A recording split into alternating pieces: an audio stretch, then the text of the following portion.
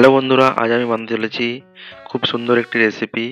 মেহমান আসার আগে আপনারা এরকমভাবে বানিয়ে নিতে পারেন। আপনাদের মেহমান যখন যাবে তখন খুশি হয়ে আপনার ঠিক নাম করেই যাবে।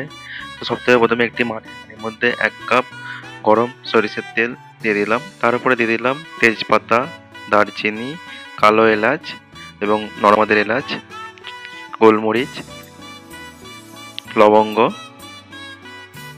লাল গোটা লঙ্কা, হাফ টেবিল চামচ কাশ্মীরি লঙ্কার গুঁড়ো, হাফ চামচ লাল লঙ্কার গুঁড়ো, 1 চামচ জিরা গুঁড়ো, হাফ চা চামচ ধনে গুঁড়ো, হাফ চা চামচ হলুদের গুঁড়ো, 1 চা চামচ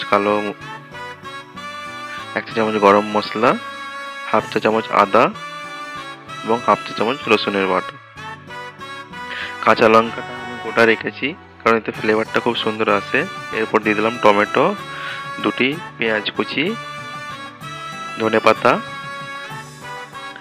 এবং স্বাদ মতন লবণ দিয়ে এটিকে হাতে করে ভালোভাবে মিক্স করে নেব।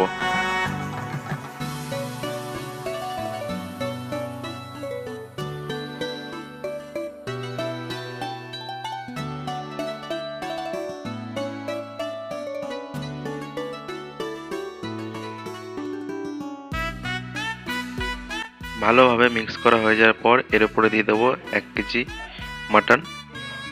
মাটনটা দেওয়ার পর এটিকে ভালোভাবে মিক্স করে নেব।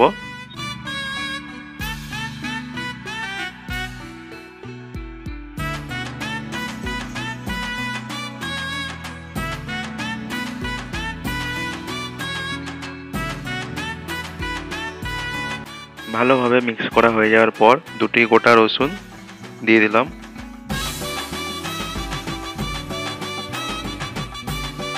তারপর ঢাকনাটা এঁটে ঢাকনার সাইডে আটার পেস্ট লাগিয়ে দেব যাতে ভেতরের দমটা বাইরে না আসতে পারে।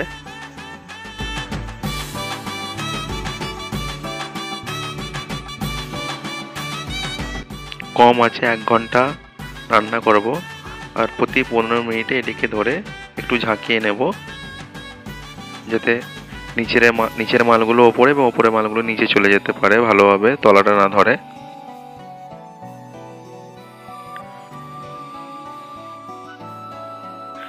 এক ঘন্টা রান্না হয়ে যাওয়ার পর এটির ঢাকনাটি খুলে দেব। দেখুন গাইস, মাংসটি কি সুন্দর হয়ে এসেছে। গ্যাসটি অন করে এটি ভালোভাবে মিক্স করব। দেখুন আমাদের মাংসটি কি সুন্দর সেদ্ধ হয়ে এসেছে। এবার বাড়িতে যে মেহমান আসবে তাদেরকে রুমালি রুটির সঙ্গে সার্ভ করুন কিংবা পরোটার সঙ্গে। এটি খেতে খুবই সুস্বাদু হয়। দেখবেন মেহমান আপনাকে বলেই যাবেন যে কিভাবে কি বানিয়েছেন, রেসিপিটা আমাকে বলবি, এরকম জিজ্ঞাসা করেই যাবে। এইরকম ভিডিও আরও দেখার জন্য চ্যানেলটিকে সাবস্ক্রাইব করুন। ভিডিওটি ভালো লাগলে ভিডিওটি লাইক করবেন।